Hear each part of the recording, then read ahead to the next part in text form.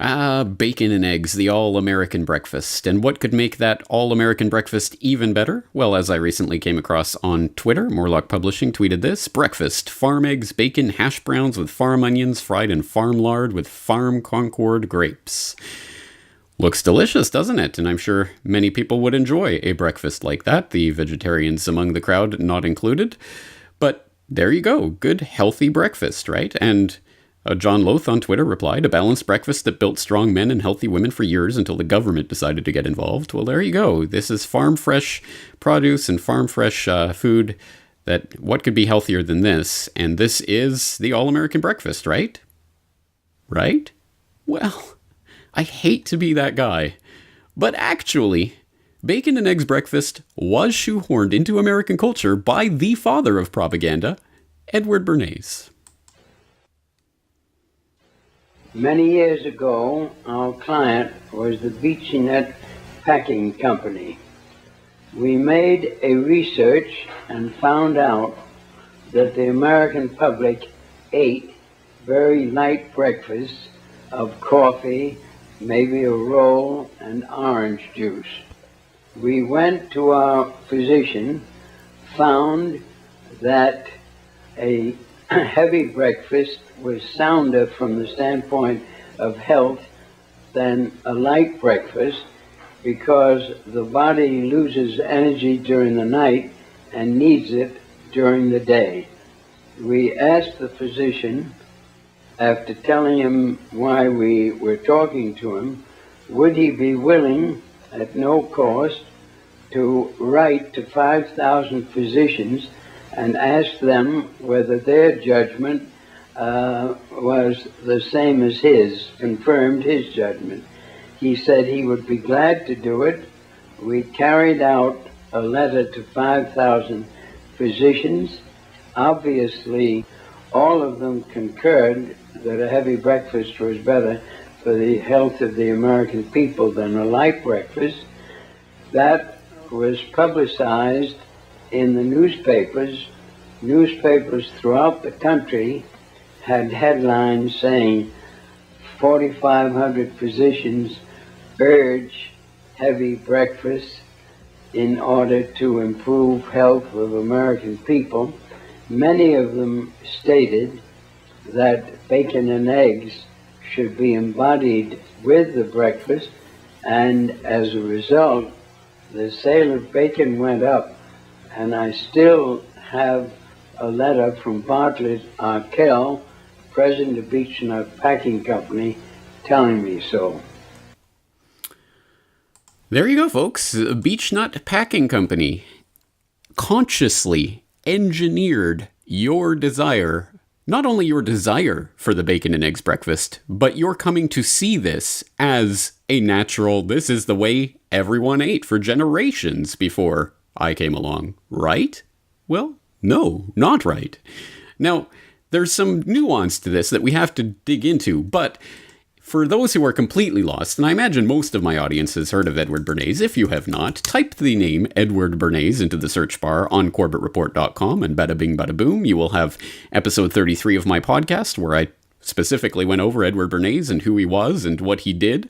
And I've mentioned him in many of my works on social engineering and propaganda besides, because he is really the father of modern day public relations, who literally wrote the book on propaganda, published in 1928. I've quoted from it before, and I'll quote it from it again, because there's no secret here. This isn't a conspiracy. This is 100% out in the open. Edward Bernays, the conscious and intelligent manipulation of the organized habits and opinions of the masses is an important element in democratic society. Those who manipulate this unseen mechanism of society constitutes an invisible government, which is the true ruling power of our country. You cannot get more simple, more plainly stated than that. And I know that a lot of people in my audience have heard this quote before, because I have certainly quoted this in my work in the past, but please go through and actually read this book. There are tons of very interesting nuggets in here, and it's not a huge read. It's under 200 pages. So it really is fascinating. And as one example, he goes through here on page 23, breaking down page 1 of the New York Times from the day that he was writing this paragraph.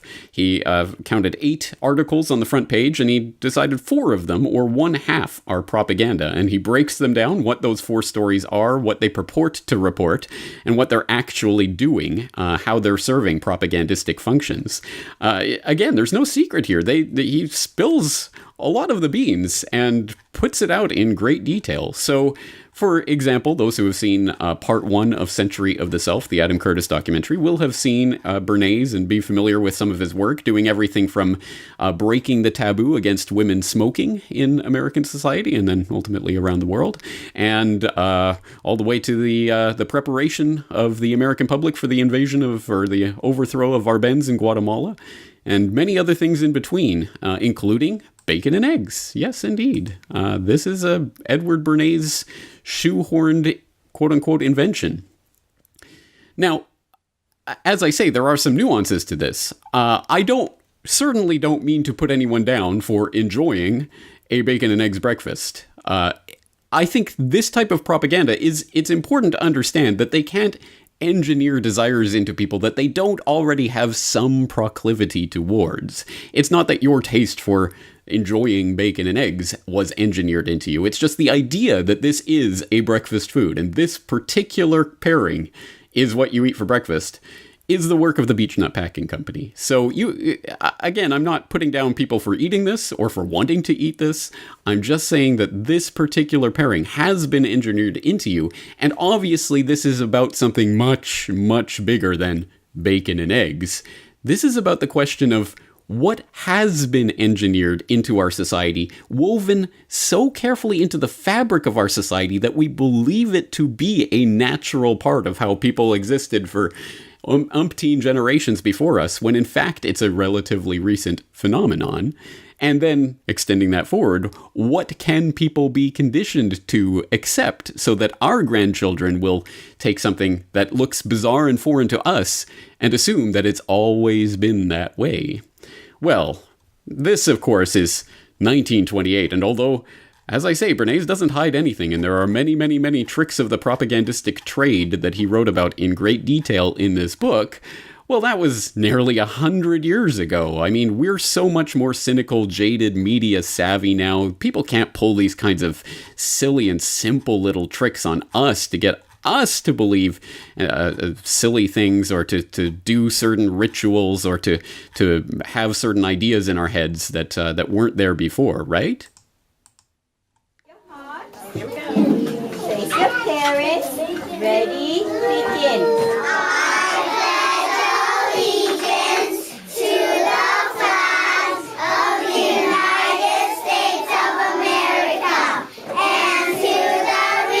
I'm sorry, I really can't watch that. That is honestly child abuse to me, to watch that. And it really is disgusting. I actually feel rage when I watch this, so I can't really watch any more of that. But yes, things can, and still do, are engineered into our society by the invisible government that constitutes the true ruling power of our society in the 21st century, equally as much as that took place in the 20th century under men like Bernays. And proceeding into the 21st century, what will our grandchildren be thinking is utterly mundane, completely normal, the way things has always been? And why would you question it, you conspiracy theorist?